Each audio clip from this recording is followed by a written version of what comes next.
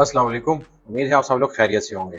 आज के इस ट्यूटोरियल में मैं आपके लिए स्केचअप का एक प्लगइन लेके आया हूँ और ये प्लगइन पे मैंने पहले भी वीडियोस बनाई हुई है, लेकिन इसको हम थोड़ा अलग तरीके से इस ट्यूटोरियल में हम बनाएंगे और इसको हम 3 कैटेगरीज में डिवाइड करेंगे कि कुछ टास्क होंगे जो बहुत ईज़ी होंगे, कुछ थोड़े मीडियम लेवल के और कुछ हार्ड लेवल के। तो ये तीनों कैटेगरीज को हम बारी-बारी डिस्कस करते हैं। तो चलिए इस वीडियो को स्टार्ट करते हैं।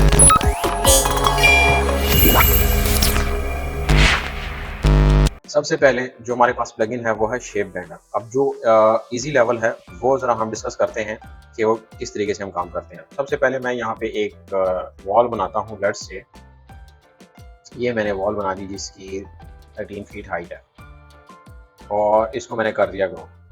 ठीक है, अब मैंने यहाँ पे जो सा ना एक लाइन लगा दी है और इस लाइन पे अगर मैं क्लिक करता हूँ और यहाँ पे एंटिटी इन्फो पे क्लिक करता हूँ तो ये मेरे पास लगभग 20 फुट की लाइन है, 20 फुट और 1 इंच। अब मैं क्या करता हूँ, अब मैं एक आर्क ड्रॉ करता हूँ और बिल्कुल सिंपल सी आर्क ड्रॉ करता हूँ। मैं कहता हूँ ये आर्क काफ़ी है और इसको फ्लिप कर देता हूँ। ठीक है, और थोड़ा सा एक काम मैं पहले एक और कर लेता हूँ। लेट्स से मैं यहाँ पे जो सा है ना एक रेक्टेंगल भी ड्रॉ कर लेता हूँ।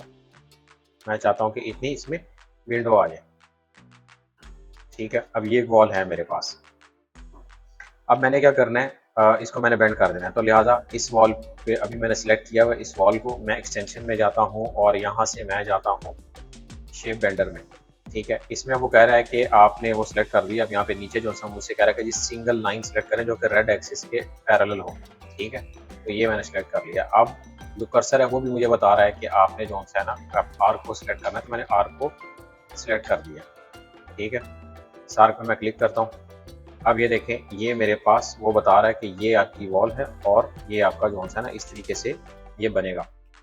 अब ओके करने से पहले मैं ज़रा अप एरो डिस्कस करता हूँ। तो ये जो है ना, अगर आप ये आर्क देखते हैं तो इसके कॉन्टेक्स्ट में उसको देखिएगा वो किस तरीके से उसको जो है ना वो सेट करता है। और अगर आप नीचे वाला एरो दबाते हैं, ठीक है, तो इसको देखिएगा कि ये क्या हिसाब किताब इसका चलता है। तो लिहाजा आपने ये खुद ब खुद डिसाइड करना है कि जब तक आपका ये शेप रिक्वायर ये वाली ओके नहीं हो जाती, आपने एरो कौन से वाला प्रेस करना है। ठीक है, तो जैसे ही मुझे लेट्स से मैं कहता हूँ कि ये ठीक है, इसको मैं ओके कर देता हूँ। तो ये वॉल जो सी है ये उसने कर्व बना दी है। इसमें मुझे विंडोज की ओपनिंग जो सी है ना वो कर्व में बन गई है मेरे लिए। और खाली ये नहीं है, इसी का एक और काम, मैं एक और एग्जांपल ये लेता हूँ कि मैं कहता हूँ कि लेट्स से ये वॉल जो सी है ये भी थोड़ी सी इसकी लेंथ ज़्यादा हो जाए और इसमें जो सा है ना मैं कहता हूँ कि विंडोज़ भी ज़्यादा हो जाए। ठीक है, और इसको मैं कहता हूँ कि आप इंटरसेक्ट कर लें विद सिलेक्शन। ठीक है, इस लाइन को मैं डिलीट कर देता हूँ और एक और लाइन मैं लगा देता हूँ। ठीक है, अब इसी जो नीचे ये वाली ओरिजिनल जो मेरे पास आर्क थी इसको मैं कॉपी करता हूँ और यहाँ पे एक और जो सा ना कर्व मैं साथ में लगा देता हूँ।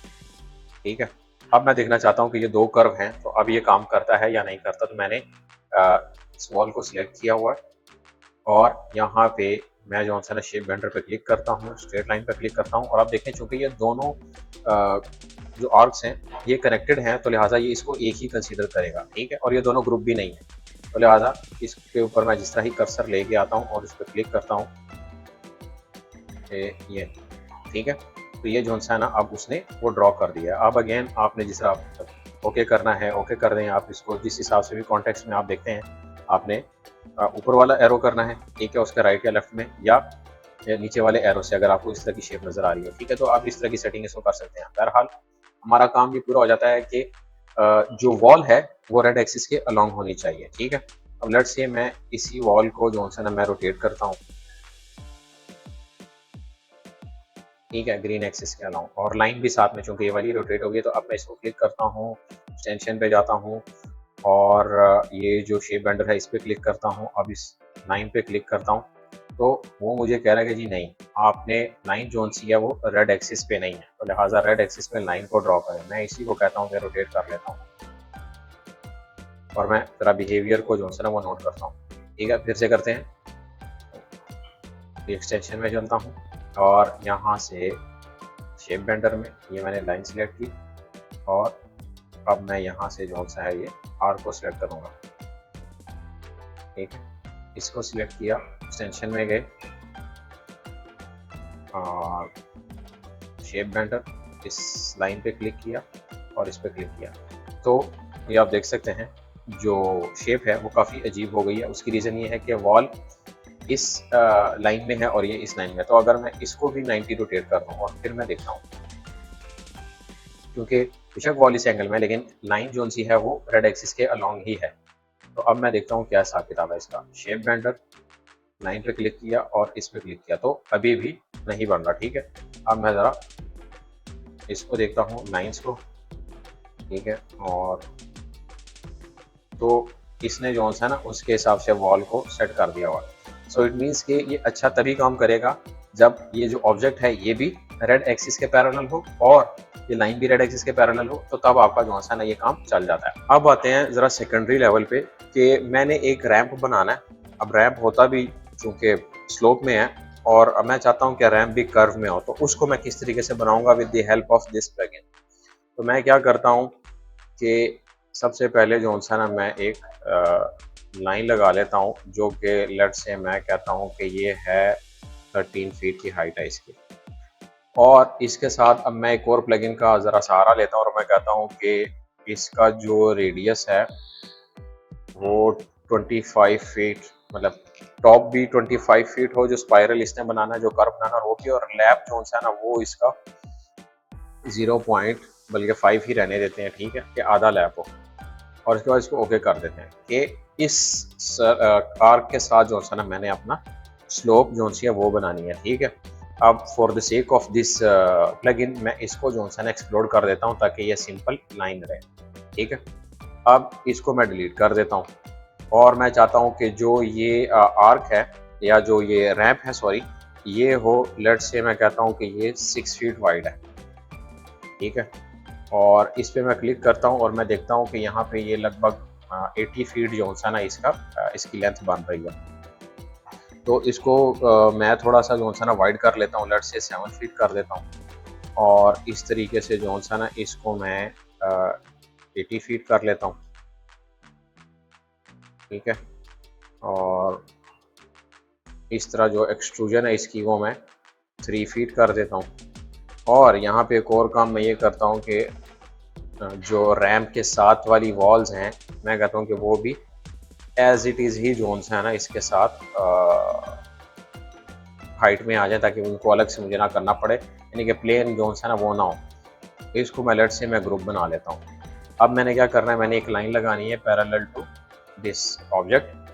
ठीक है, और मैंने यहाँ पे इसको सिलेक्ट करना है, इसके बाद अपने जो है ना वो प्लगइन पे क्लिक करना है और इसके बाद straight line and then curve line. ठीक है, तो मैं थोड़ा जूम इन करके इस पे क्लिक करता हूँ, तो इसने मुझे जो है ना वो बना के दे दिया हुआ है। ठीक है, तो ये काफ़ी हद तक जो है ना वो मेरा काम कर जाता है। यहाँ से रैंप आती है, ठीक है, और यहाँ पे आया था, और ये लगभग स्ट्रेट ही है, मतलब मैं इस तरह नहीं कह सकता कि ये यहाँ पे जिस तरह अगर हम फॉलो मी की कमांड से करते हैं तो वो रोटेट हो जाता है, तो उस तरह नहीं हो रहा। ठीक है, ये जिस तरह होना चाहिए तो लगभग ये उसी तरह का बन जाता है। तो हमारा ये प्लगइन जो है ना इस टास्क को भी आसानी से कर लेता है।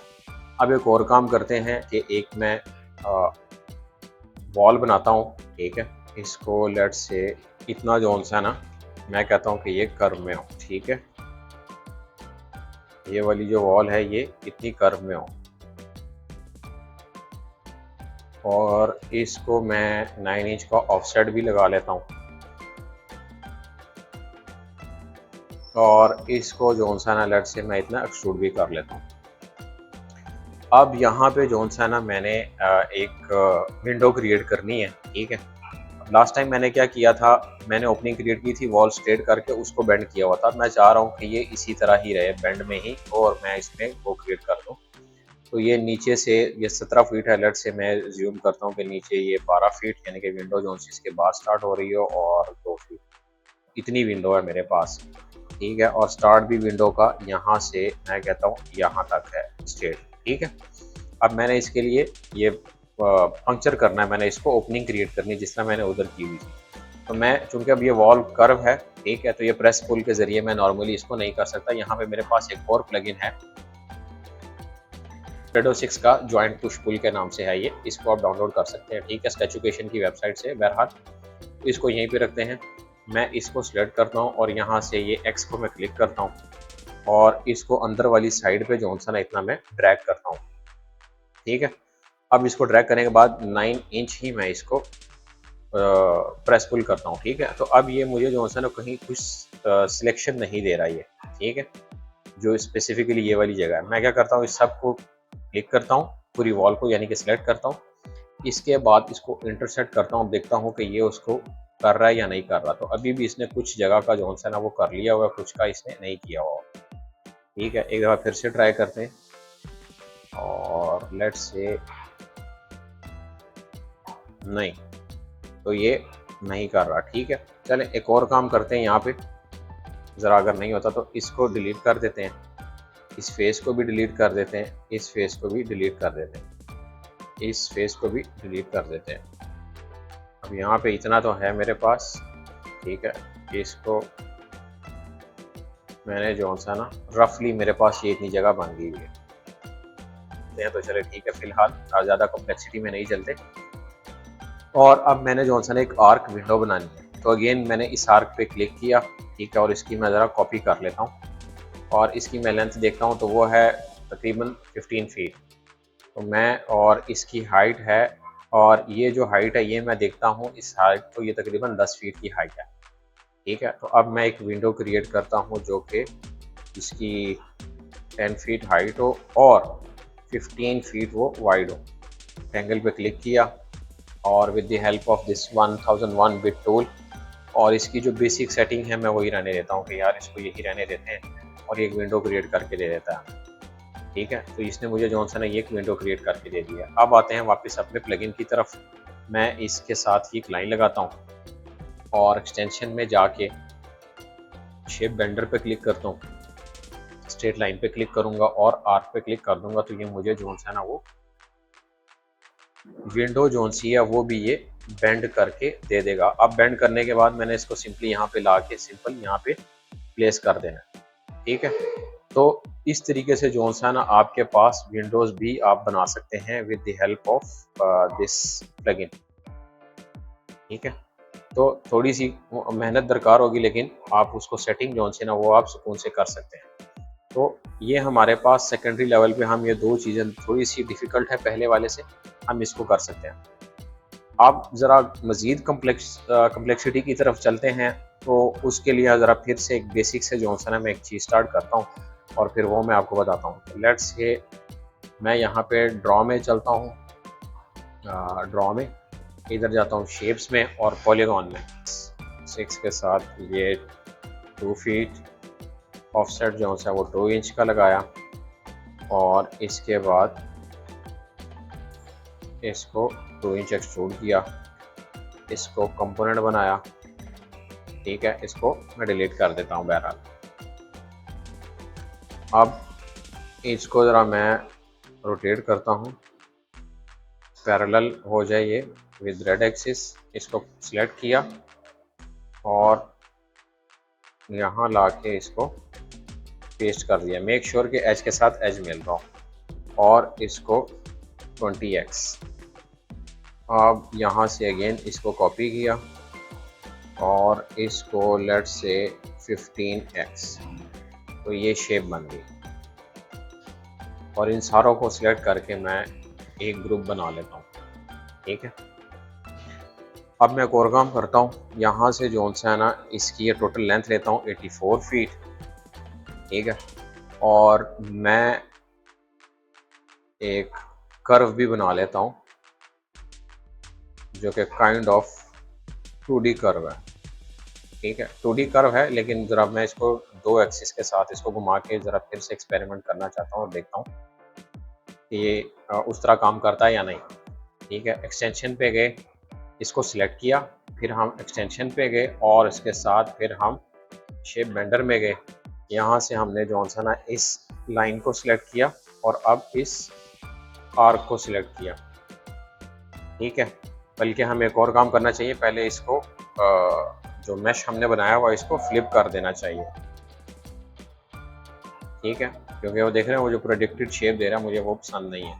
ज़रा एक रेक्टेंगल ड्रॉ करता हूँ, इसका आसान जो तरीका है।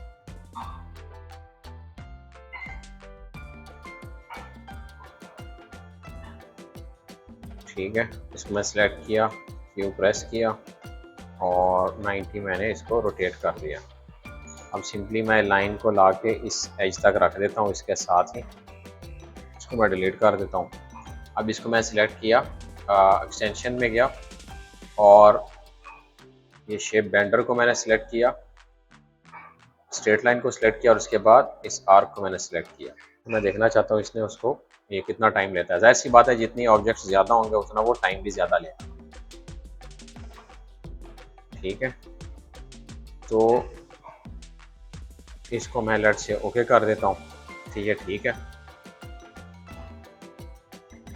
थोड़ा सा ये टाइम लेगा इवन जब आप इसको कमांड दे भी दें। अब इसके साथ साथ मैं ये चाहता हूँ कि यही जो शेप है इसको मैंने मज़ीद रोटेट करना है। लाइक मैं कहता हूँ कि इसको मैंने जौन सा है ना वो 90 रोटेट किया। ठीक है, और एक और मैंने यहाँ पे लाइन लगाई और इसको मैं रोटेट करना चाह रहा हूँ।